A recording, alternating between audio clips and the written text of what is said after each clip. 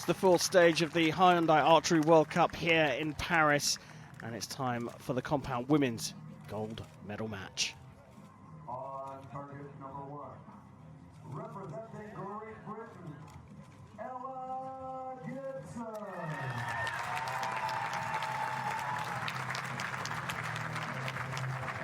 On target number 2, representing Denmark, Tanja Gellenthien.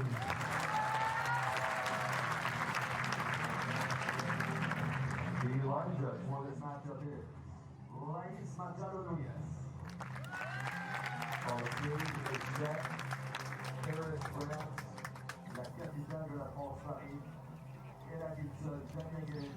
So these two athletes have met each other 4 times, but only 2 outdoors. Gellenthien won the final of the European Championships back in 2021, 147 to 141. But it was Gibson who won at the 2022 World Games in Birmingham, Alabama, shooting a perfect 150. 1-1 in the head-to-head. Gibson shooting first in this gold medal match.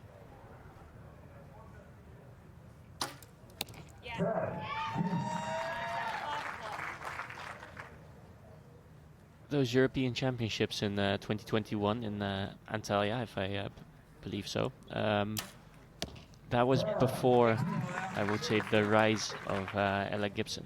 So that was like a couple of years ago when Ella hadn't showed her, prominent self on the stage just yet. This is going to be an interesting match though, because in the previous match they both stayed clean until 12 arrows, and then Ella kept it going for the last 3. And it's going to be interesting to see if Tanja, if there's a bit more pressure for her opponent, I was going to say can stay clean for that long as well, but obviously that's not the case anymore. But can kind of keep up and put some pressure on Ella respectively. 9.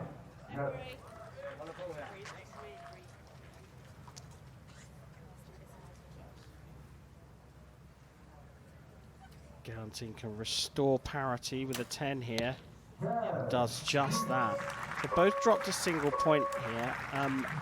Wind playing a factor again? Well, there's definitely some wind on the venue. You can see the in the hair and in the t-shirts. The t-shirts. So you can see that the wind is blowing, and it doesn't seem like it's only a small draft anymore. It seems like it's actually really getting windy on the field. These two have won a stage this season. Of course it's important to win a stage. I get that, you're going to gold and, you get a nice check at the end of the day. But does it make a difference in terms of the lineup for Hermosillo? Not necessarily in this case. For Tanja, it makes a difference if she qualifies on points or if she qualifies as a stage winner. But in the end, I don't think that really makes a difference for when she gets there.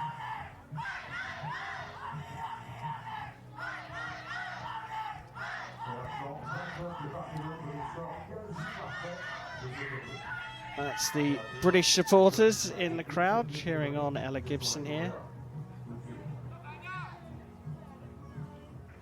The Danes a little bit more reserved with their "come on, Tanja." You can see those flags fluttering away at the end of the 50-meter range.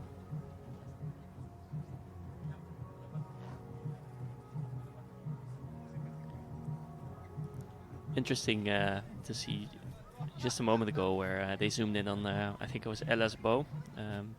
She basically wrote down the essence of archery, and it just said, shoot for the 10. Well, it's a pretty good advice, I would say. That's actually all you need to do. Easier said than done. Gibson starts end number 2 of this gold medal match.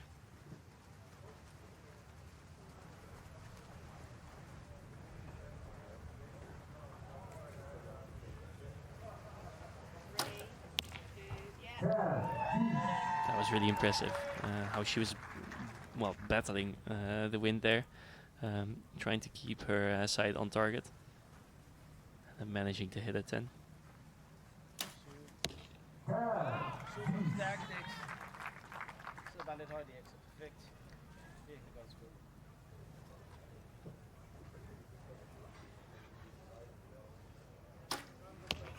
Yeah, and I think this is also this shows the difference between this match and the semifinals that they shot, because now Ella just shot that 9, and then she just acknowledged, like, okay, that makes sense that I shot that 9 because of the wind that I was facing.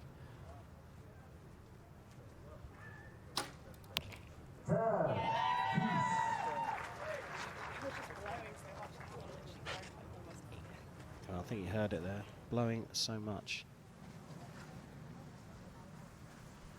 Long hold for Gellenthien. Yeah, same goes for this. Oh. Down to 2 seconds there from the coach count, and gets it into the 10 ring. That was pretty impressive from Gellenthien. It was indeed, yeah. Only 2 seconds left on the clock. She needed to get that shot off. I think she was almost waiting for the circumstances to get a little bit better, for the wind to maybe die down a little. She didn't get that chance, so she needed to shoot it in the wind, and still manages to get it into the 10, which is, well, impressive to say the least. Yeah, got a good shot of the windsock there, but it's those feather flags that actually tell us a little bit more, that not necessarily what you're talking about, the nuances of adjusting to the wind, but the very fact the wind is blowing all over the place. It's not going in one direction. Yeah, and I think the biggest giveaway so far is how much you can see the archers struggle with their aiming. I don't think the wind necessarily does that much to the arrows, like the flight of the arrows, the trajectory. But then just looking at how difficult it is for the archers to keep their pin on the gold, keep their pin on the middle of the target, I think that's a dead giveaway for how difficult they are actually, the circumstances actually are. And how different it is on the shooting line compared to 50 meters down the range. Those feather flags all blowing effectively towards the targets. Down at the other end, it looks a little bit different.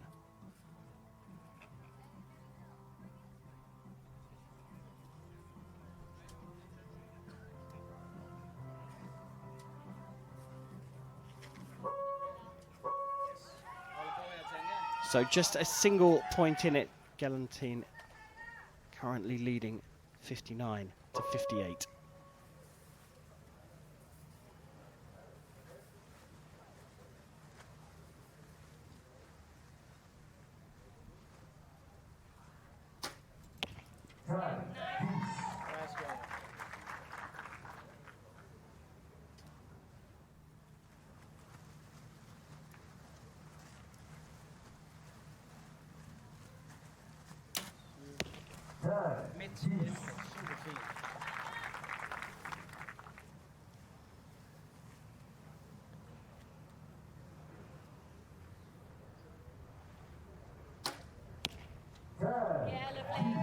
One of the things to note here is that both of these archers are shooting a trigger release, which is, if you're going to shoot in the wind, typically the easier release to shoot, because then you kind of have a way out. So if you're in a pinch of time, you can at least just push the trigger and get it off, whereas with a hinge style release or back tension, that's more difficult.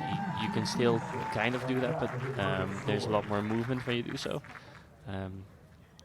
So a little bit of confidence to be gained there, but both of these archers use a trigger style release, so it's not like the one shooter has an advantage over the other.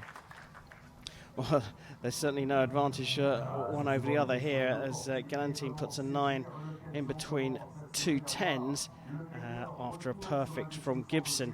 That means we're all square with 2 ends to go. And I guess, you know, in terms of that fairness, that parity, we've seen one archer affected by the wind on one arrow in the previous end, and now the other archer having a similar problem. Yeah, well, I think they're both dealing with similar wins so far. It doesn't seem like there's much difference between, for instance, the left and right target. Whereas in some venues in the past we have seen that one end of the shooting range was favorable. Here it seems like it's pretty, evenly decided.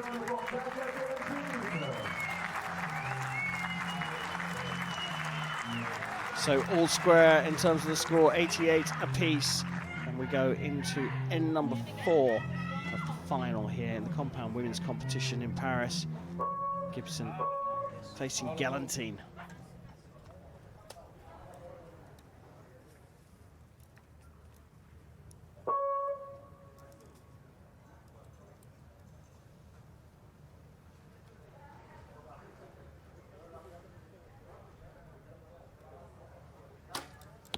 Yeah,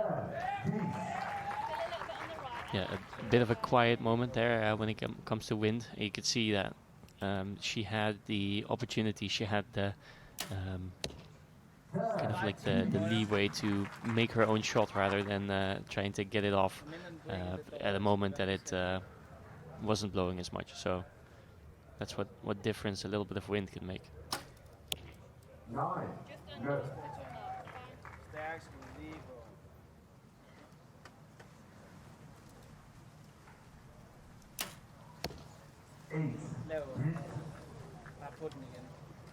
Ouch.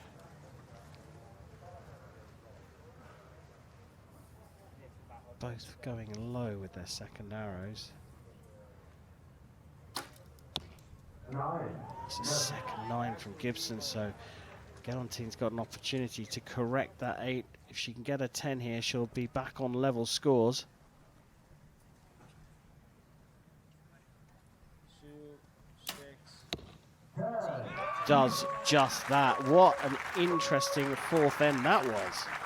Yeah, and most of the wind is coming from behind the archers, so I think maybe it's kind of falling over the stands. So the VIP stand is behind them. It might be that because the wind is coming from the back, it's going over the stand and then kind of dropping onto them, and they're shooting low for that reason, or it's just pressure. I mean, there is many things that can happen on a stage like this, but it's left us with a very intriguing final end. I mean, yeah. I've got absolutely no idea which way this one's going to go. No, so far it's been quite unpredictable in the final, so interesting, and yeah, I'm curious who will be able to deal with these changing circumstances the best. And the pressure, as you say, it's not just those circumstances, it's the pressure. A couple of 9s in that end from Gibson, but it was a very low 8 from Gellenthien that, well, surprised everyone, including Gellenthien herself.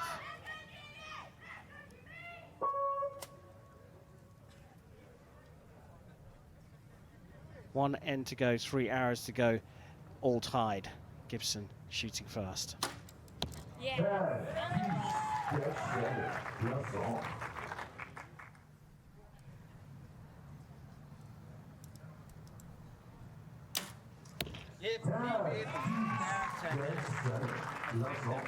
mean, the first arrow of Ella, it couldn't be much closer than that, but Tanja somehow still managed to put it closer to the middle than Ella did.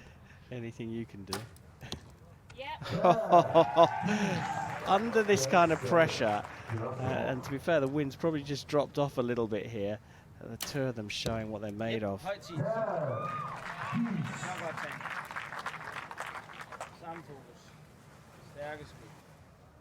Is it going to come down to this final arrow from both archers?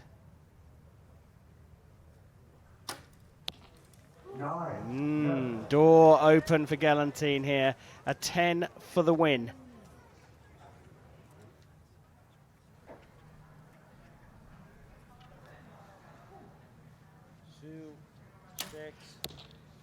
She was shaking all over the place. She was feeling that pressure big time. And you could almost, in a totally unpredictable match, have predicted that Gellenthien was going to put it in the 9 and we were going to be treated with another shoot-off. Yeah, well, that last arrow, she was shaking so much that I was tensing up just looking at it. Wow, what a match this has proven to be. Not quite up at the 150s we saw earlier on in the women's semi-finals, but certainly an intriguing one for the pair of them. Gibson thought it was done with her third arrow and a 9, but the pressure on Gellenthien was unbearable for her and for most of us as well. And it does mean that we're going to go to a 1 arrow shoot off. The targets will be clean. The reaction from Gibson was, phew, that's a bit lucky. I got myself into a shoot off here for gold in Paris. Yeah, and 2 different approaches to the shoot off now as well. For Tanja has kind of maybe disappointed herself a little bit with that last arrow, and Ella has got away with that last arrow. So a bit of a different way to go into the shoot off, I feel.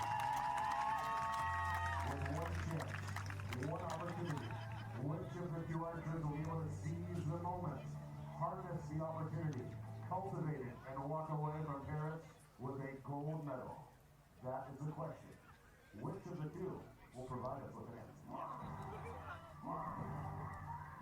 Well, they clean the targets, put new fresh faces up for the shoot-offs in case we go to a measure. Based on those first 2 arrows of that last end, though, they could both hit the middle of the target. As Braden Gellenthien looks on, knowing that his wife here, Tanja, has a shot at winning this stage in Paris. Huge amounts of pressure on Gibson and Gellenthien. 1 arrow to decide the champion in Paris.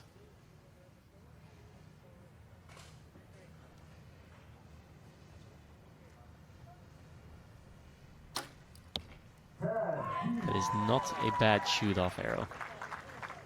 There's space, though. Anything inside the X-ring. Oh, and it's a 10, and it's gone high. And, that means that Gibson, they are already over to give each other a hug. Gibson has done it with a not a bad shoot-off arrow, as explained by Chef Vandenberg. What a great match that was. A shame that either of them had to lose it, really. Yeah, it wasn't the extremely high-scoring match that we saw from both of them in the semi-final, but the wind and the weather was just more difficult to shoot in, and it made for a very exciting watch. Ella Gibson back on the podium, taking gold here. Oh, she's on the top step of the podium, taking gold here in Paris, and goes to Hermosillo, the World Cup final, as a stage winner. Gellenthien has done enough here with the silver medal to book her place as a ranking qualifier in Hermosillo. She just edges Daphne Quintero in terms of the rankings, but the wise money is that Mexico are likely to pick her for the host nation spot.